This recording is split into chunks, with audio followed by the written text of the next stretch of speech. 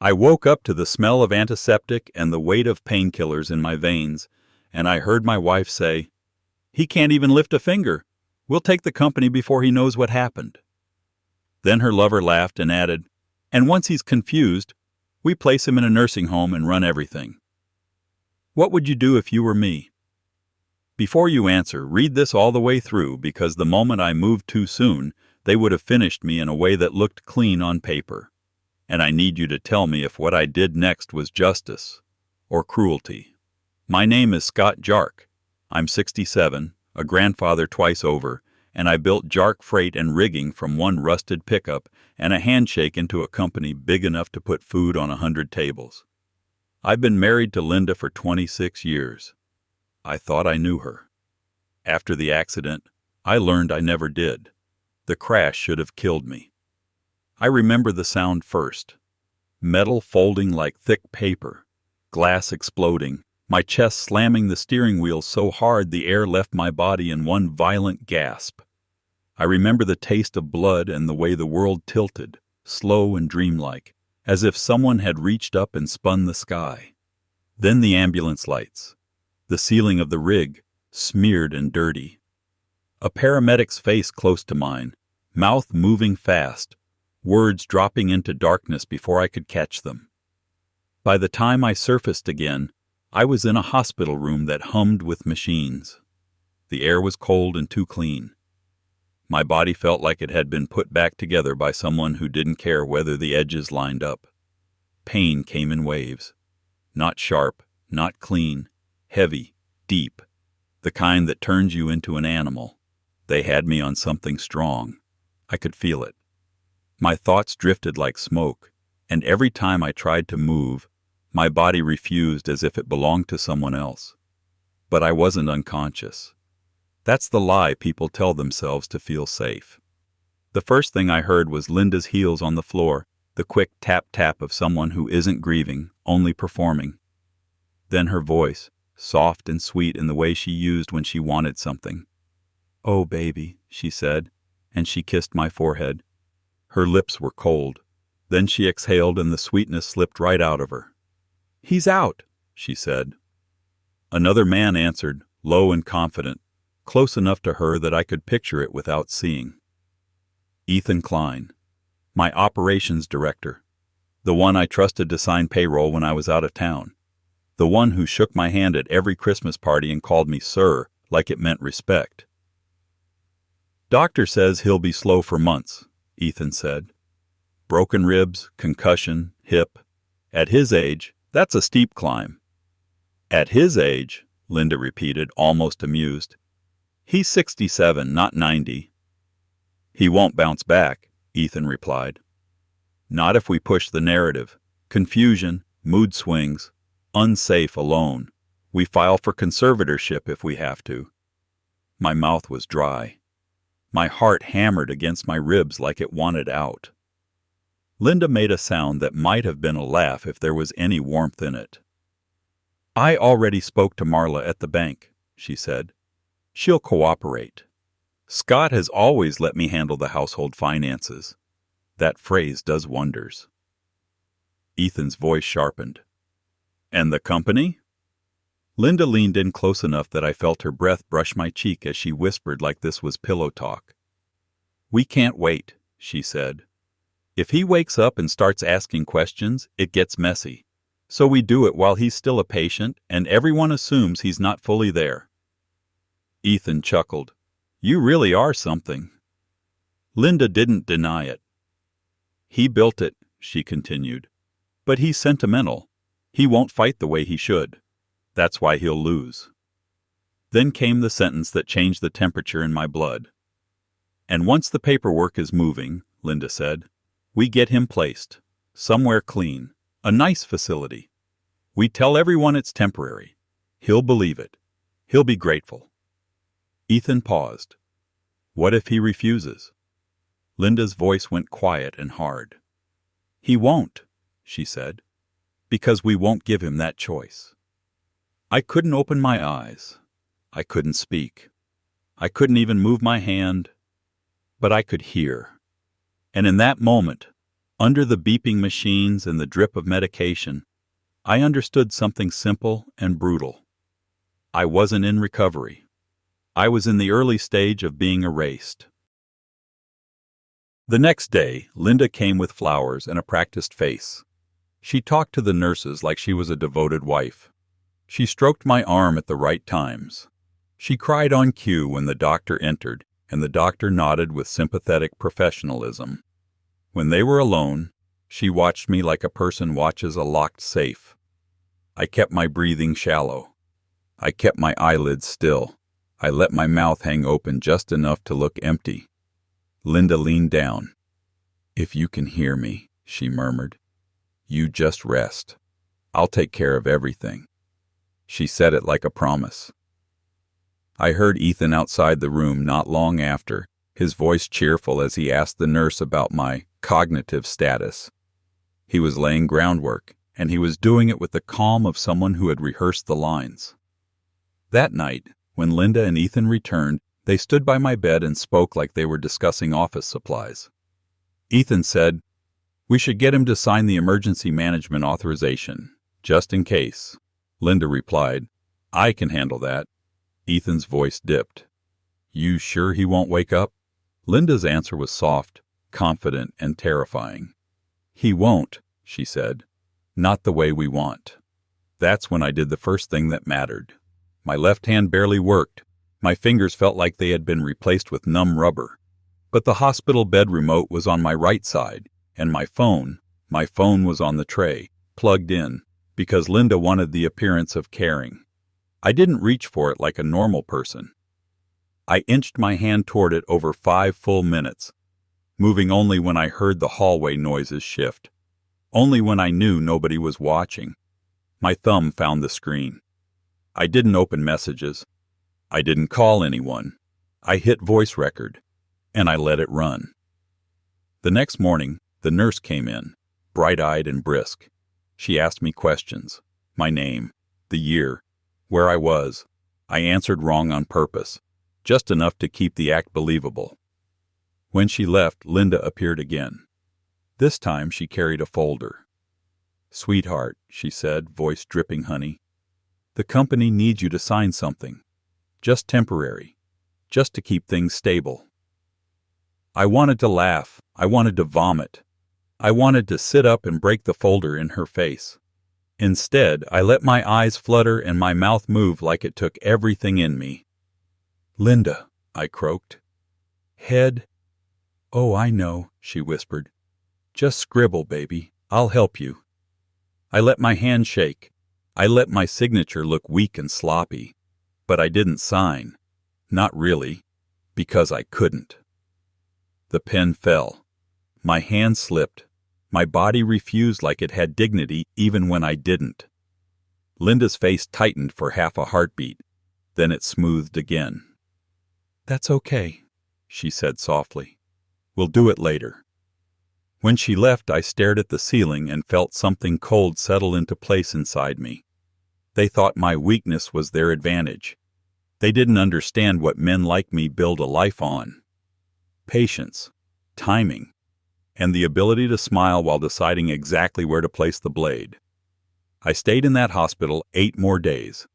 In those 8 days, I listened. I learned the names Linda used when she thought nobody would question her. I learned which nurses she tried to charm. I learned which doctors she kept pulling aside to ask about long-term options. And I learned something else. The accident didn't sit right.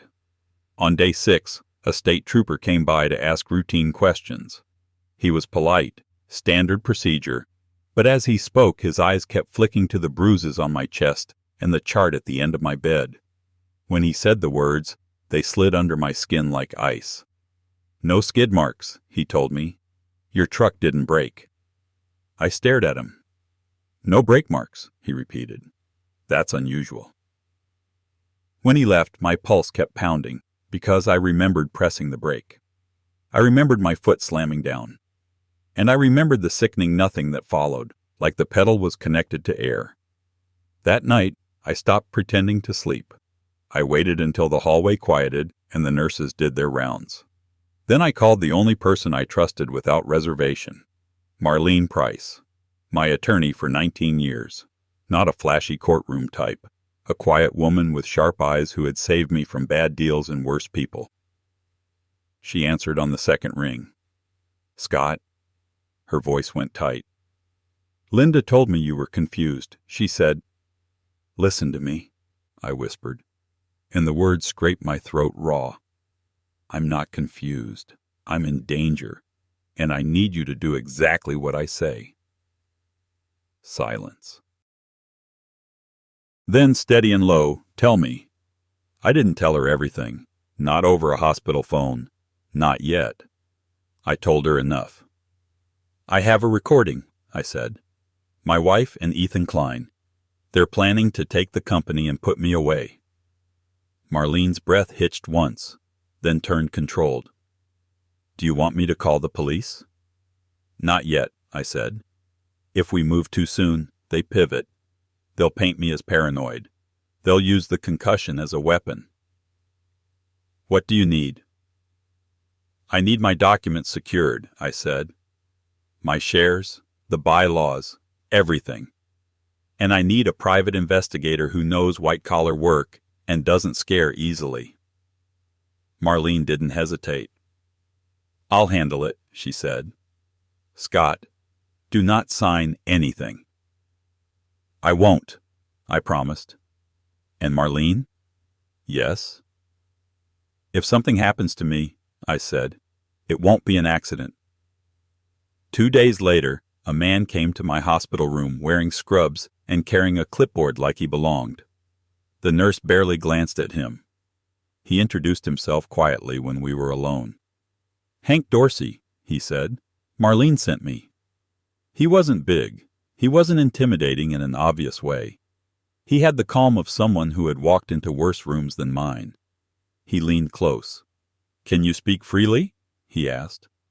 I looked at the door, then at the ceiling corner where a camera might be, then back at him. "Not fully," I said. He nodded once. "Then blink once for yes, twice for no," he murmured. "Are they trying to get you declared incompetent?" "Once."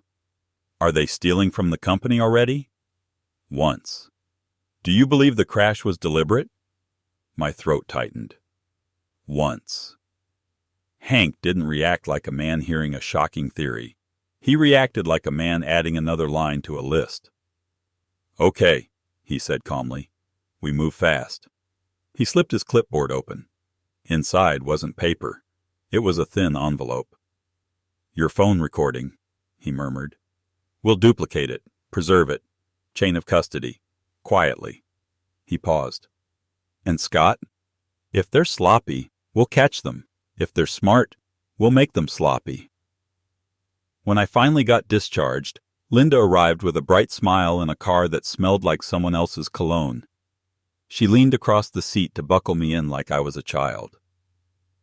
"I'm so glad you're coming home," she said, voice tender. Home. She drove us there, talking the entire time about rest and healing and how the company is doing just fine without you. Her words were sugar. Her hands on the steering wheel were steady as stone. At the house, she guided me inside, past the family photos and the framed articles about my business. I saw myself in those frames, smiling, proud, alive. I wondered how long she planned to keep that version on the wall after she locked the real one away. Linda helped me into the living room recliner, then set a pill organizer on the table. "I sorted your meds," she said, "so you don't get overwhelmed." I looked at the organizer. Too neat. Too prepared. Linda turned and smiled again. "I'll make soup," she said. "And later we'll talk about the future, okay?" I nodded like I was harmless. But the moment she walked into the kitchen, I opened my phone under the blanket and texted Marlene a single sentence. "She can't control my medication." Within an hour, the doorbell rang. Linda stiffened when she heard it. She wiped her hands and opened the door with an annoyed smile that turned into confusion. A home health nurse stood there, professional and polite, holding paperwork. "Mr. Jark," the nurse said, "I'm here for your post-discharge visit." Linda's eyes flicked to me, sharp as a blade. "I didn't request," she began. "I did," I said weakly, letting the words tremble. Linda's face froze for a fraction of a second. Then she forced warmth. "Oh," she said. "Of course. Wonderful." The nurse checked my vitals, reviewed my medications, and, most importantly, documented everything in a way Linda could not rewrite.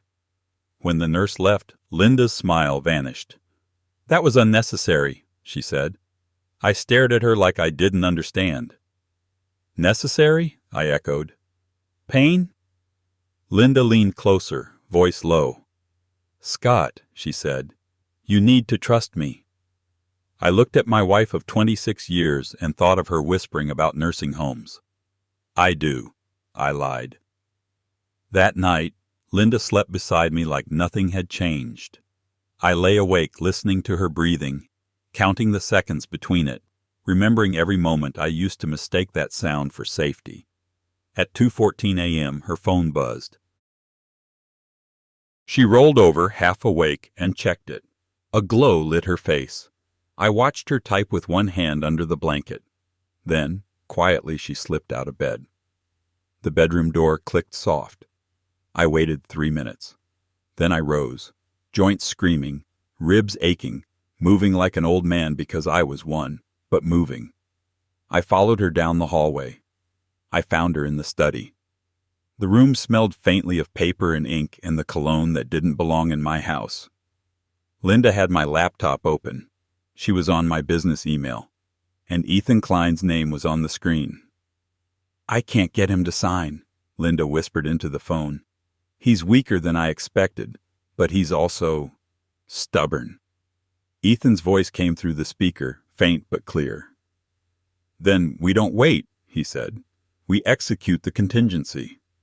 Linda's fingers tightened on the desk. "What contingency?" she hissed. "The one you suggested in the hospital," Ethan replied. "We push the doctor narrative.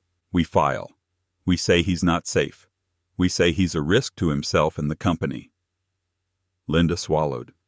"He's getting home health visits," she muttered. "He's covering himself." Ethan's voice turned cold. "Then we make him look unstable," he said. "A scene. A mistake. Anything that makes people believe it." Linda closed her eyes for a moment. Then she said something so quiet, so casual, I felt my stomach drop. "I can do that," she whispered. I stepped back into the darkness before she turned. I returned to bed and lay there with my heart pounding, my skin cold, my mind burning with one clear thought. They weren't just planning theft. They were planning a performance that ended with me trapped behind locked doors while they took what I built. And now I knew the timeline. They weren't waiting months. They were moving now. Over the next week, I played the part they needed. I shuffled. I grimaced. I forgot simple things in front of Linda. I let her think the concussion had dulled me down to something manageable. Meanwhile, Marlene and Hank built a quiet wall around my life. Marlene met me at a physical therapy appointment and slid a manila envelope into my hands like it was a pamphlet. Inside was a copy of a court filing. My wife had already drafted paperwork to petition for control over my financial decisions. She hadn't filed it yet. She was waiting for the right moment. Hank met me in the parking lot after and opened his trunk. "2 things," he said. 1. Ethan Klein has been moving money. Not huge at once. Small enough to hide, but it adds up. 2. Your truck's brake line was cut. I stared at him. Hank's face didn't change. "Mechanic confirmed it," he said.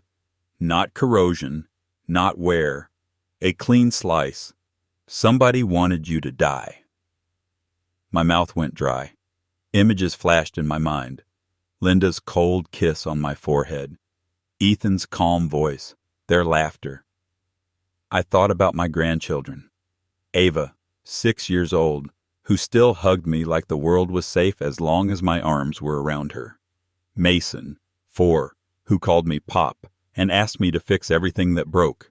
If Linda and Ethan won, those kids would grow up visiting me in a facility, hearing stories about Grandpa's decline, never knowing the truth. Hank leaned in. "We can get them," he said. "But you need to stay steady. No emotional explosions. No threats. We catch them in their own hands." "How?" I asked. Hank's eyes narrowed slightly. "We give them what they want," he said. "A chance to finish the job." That was the second hook of my life, the moment the story shifted from betrayal to war. Because it wasn't enough to survive. I needed to make sure they could never try again. We set the trap with the thing Linda loved most, paperwork that looked official. Marlene scheduled a business continuity meeting at my office under the excuse that some contracts needed renewal and my signature was required. Linda encouraged it immediately. Of course she did. It gave her the stage. Ethan would be there. The CFO would be there. My senior managers would be there. And most importantly, the bank representative Linda had already charmed would be there. Linda dressed like a grieving saint that morning. Soft sweater, minimal makeup, the kind of look designed to make people think she's carrying him. She drove me to the office. When we walked in, employees turned. Some looked relieved to see me alive. Some looked uncertain, like they weren't sure which version of me they were allowed to acknowledge. Linda squeezed my arm like she owned it. Ethan met us at the conference room door. He wore a sympathetic expression that didn't reach his eyes. "Scott," he said warmly, "we're just glad you're here." I looked at him. I thought about his voice in my hospital room. I nodded like a man who believed him. "Thank you," I said quietly. Ethan smiled. Linda's hand tightened on my arm. She could feel how calm I was. Inside the conference room, the long table gleamed. Water glasses sat in perfect symmetry. Documents were stacked in neat piles. I noticed something else, a small black object tucked near the corner of the ceiling. A camera. Hank had already done his part. The meeting began with Ethan speaking smoothly about stability and protecting the company from risk. He framed my recovery like a liability and Linda like a hero. The bank representative, Marla, nodded along, eyes sympathetic when she looked at me. Linda occasionally brushed my shoulder, a touch designed for witnesses. Then Ethan slid the documents toward me. "This is just temporary authority," he said gently. "So Linda can sign on your behalf if you're resting. It's a protective step." I stared at the papers. The language was clean. The font was proper. The line for my signature sat waiting like an open mouth. Linda leaned in, voice soft enough for only me. "Just sign, baby," she whispered. "It's for you." I picked up the pen. My hand trembled, because my ribs still hurt, because my hip still burned, and because I wanted to drive that pen through the table. But I held it steady. Ethan watched like a man about to win. And then I did what Hank told me. I looked up at Linda and said, loud enough for everyone to hear, "I need a moment. I'm confused." Linda's eyes lit with something sharp and satisfied. Ethan's posture relaxed. It was exactly what they wanted on record. Then I added, "Can you explain why you told Ethan in my hospital room that you'd put me in a nursing home once you took the company?" The room went dead quiet. Linda's smile froze. Ethan's face drained in a way that was almost impressive. Marla blinked, confused. My senior manager, Carl, leaned forward, frowning. Linda laughed once, too high. "Scott," she said, "what are you talking about?" I set the pen down. My voice didn't shake. "I'm talking about this," I said. And I tapped my phone. The conference room speakers crackled as Marlene's technician connected audio.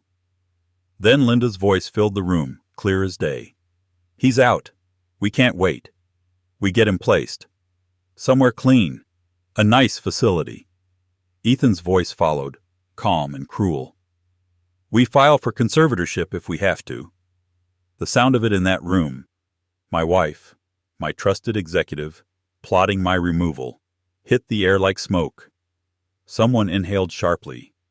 Someone muttered, "Jesus." Linda stood up so fast her chair scraped. "That's—" she stammered. "That's not— Scott, you were on drugs. That's—" Ethan's jaw clenched. Marlene stepped forward then, emerging from the side door like a shadow taking shape. "Actually," she said, voice crisp, "the recording is time-stamped. The chain of custody is documented, and it's only the beginning." Ethan turned toward her, eyes flashing. "Who the hell are you?" he snapped. Marlene didn't flinch. "The attorney who has been cleaning up the mess you thought you could hide," she replied. Hank stepped into the room behind her, no longer in scrubs. 2 uniformed officers followed. Linda's face went white. Ethan's hands curled into fists. Carl stood up, voice shaking with anger. "Ethan, is this true?" Ethan tried to speak, but nothing came out clean. Then Marlene placed another folder on the table. "Here are the unauthorized transfers," she said. "Here are the altered invoices. Here are the shell vendors. Here are the emails between Ethan Klein and Linda Jark discussing timing and access." Linda's throat worked as if swallowing would change reality. Ethan's eyes darted to the door. And that's when Hank added the last piece, the one that made even Linda's denial die in her mouth. "And here's the mechanic's report," Hank said. "Your brake line was cut. Clean slice. Not an accident. We have surveillance from the yard at the depot. We have a vehicle arriving late at night. We have a partial plate. And we have Ethan Klein's keycard access logged within that time window." The conference room felt like it had lost oxygen. Linda stared at Ethan like she'd never seen him before. Ethan stared at the table like it might open up and swallow him. One of the officers stepped forward. "Mr. Klein," he said, "stand up. Turn around." Ethan's chair squealed as he shoved it back. "This is insane," he barked. "You can't—" The officer's voice didn't rise. It didn't need to. "Now," he repeated. Ethan's hands went behind his back. The click of cuffs was a small sound that carried like a gunshot. Linda took a step backward, shaking her head. "No," she whispered. "No, no, no, Scott, I didn't.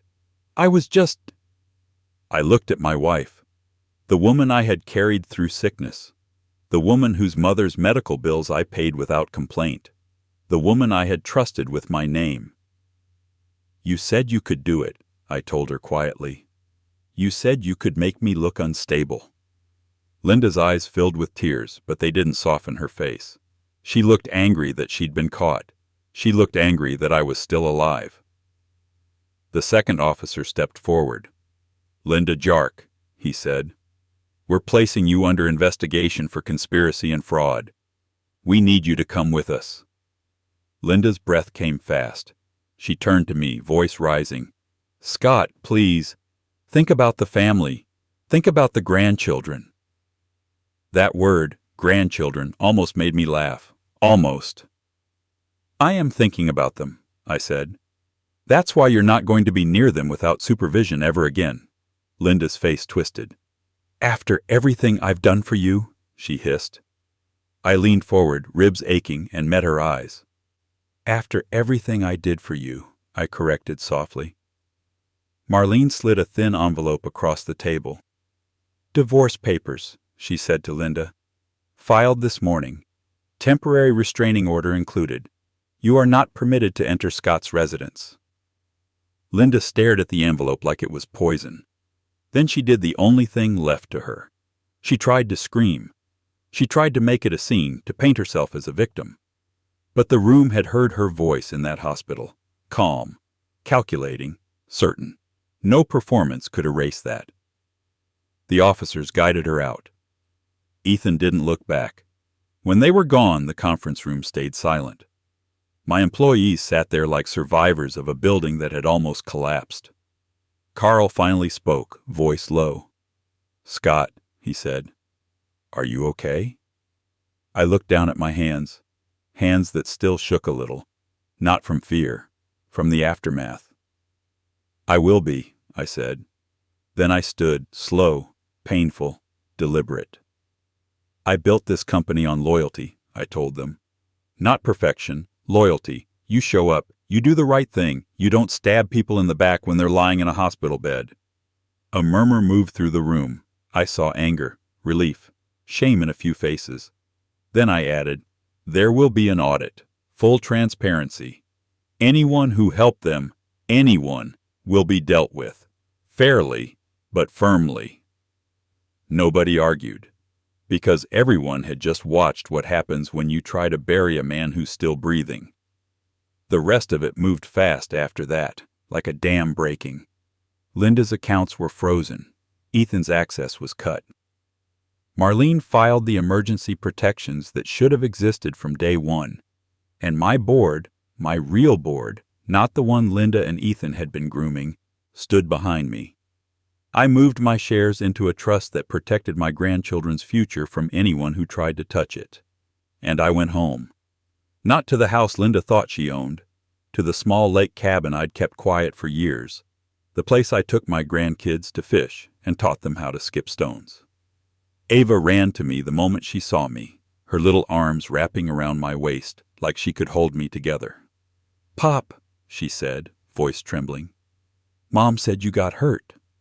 "I did," I told her, and I kissed the top of her head. "But I'm still here." Mason pressed his face into my leg and didn't speak at all. That's what children do when they sense the world is dangerous. They cling. That night, when the cabin was quiet and the kids were asleep, I sat on the porch with an ice pack on my ribs and listened to the water. I didn't feel triumphant. I felt clean.